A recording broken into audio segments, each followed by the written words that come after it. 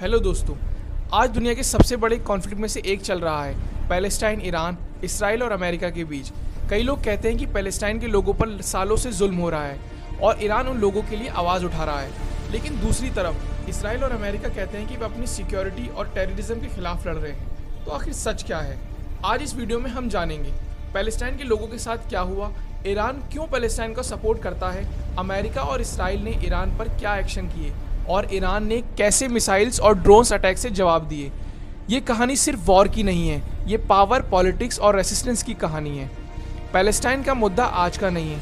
1948 में इसराइल बनने के बाद पैलेस्टाइन और इसराइल के बीच लगातार संघर्ष शुरू हो गया। पैलेस्टीनियंस का कहना है कि उनकी ज़मीन पर धीरे धीरे सेटलमेंट बनती गई और लाखों लोग अपने घरों से बेघर हो गए। गाज़ा और वेस्ट बैंक में कई बार मिलिट्री ऑपरेशन हुए जिसमें हज़ारों सिविलियंस मारे गए और लाखों लोग घायल हुए।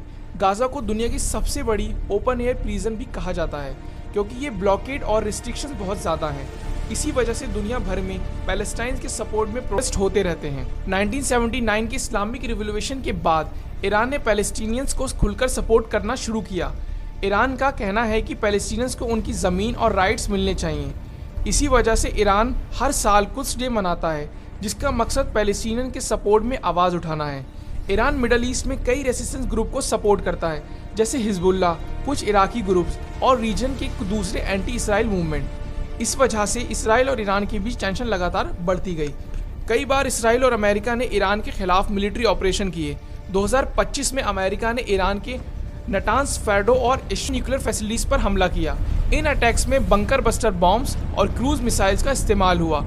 इन स्ट्राइक्स का मकसद ईरान के न्यूक्लियर प्रोग्राम को कमज़ोर करना बताया गया, लेकिन ईरान का कहना है कि ये उसकी सेक्यूरिटी पर हमला है। 2026 में कॉन्फ्लिक्ट और बढ़ गया जब इसराइल और अमेरिका ने ईरान के कई सिटीज़ मिलिट्री टारगेट पर एयर स्ट्राइक किए। इन हमलों के बाद मिडल ईस्ट में टेंशन और ज़्यादा बढ़ गया। ईरान ने इन हमलों का जवाब भी दिया। अप्रैल 2024 में ईरान ने पहली बार सीधे इसराइल पर 100 ऑफ ड्रोन्स और मिसाइल्स लॉन्च किए। इस ऑपरेशन को ऑपरेशन ट्रू प्रॉमिस कहा गया। ये हमला इसराइल द्वारा डेमोसिस में ईरान एम्बेसी पर हुए अटैक्स में जवाब में किया गया था। इसके बाद अक्टूबर 2024 में ईरान ने फिर से इसराइल पर करीब 200 बैलिस्टिक मिसाइल्स लॉन्च किए। इन मिसाइल्स का टारगेट था Israel air bases, intelligent facilities और मिलिट्री इंफ्रास्ट्रक्चर।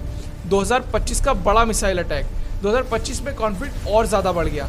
इसराइल ने ईरान के मिलिट्री और न्यूक्लियर टारगेट पर एयर स्ट्राइक किए। इसके जवाब में ईरान ने 150 से ज़्यादा ड्रोन लॉन्च किए। ये मिडल ईस्ट के इतिहास के सबसे बड़े मिसाइल अटैक में से एक था। इसके बाद दुनिया में ये पता चल गया कि ईरान की मिसाइल कैपेबिलिटी कितनी बड़ी है। ईरान ने सिर्फ इसराइल ही नहीं बल्कि मिडल ईस्ट में मौजूद अमेरिकन बेसिस को भी टारगेट किया। रिपोर्ट के अनुसार ईरान ने मिसाइल्स और ड्रोन से कतर, इराक, बहरीन और गल्फ रीजन में से कई बेसिस को टारगेट किया। ये अटैक्स अमेरिका और इसराइल के स्ट्राइक के जवाब में किए गए। कुछ रिपोर्ट्स में ये भी कहा गया कि ईरान ने बगदाद में अमेरिकन एम्बेसी को भी टारगेट किया और गल्फ रीजन के ऑयल इंफ्रास्ट्रक्चर में भी हमला किए गए।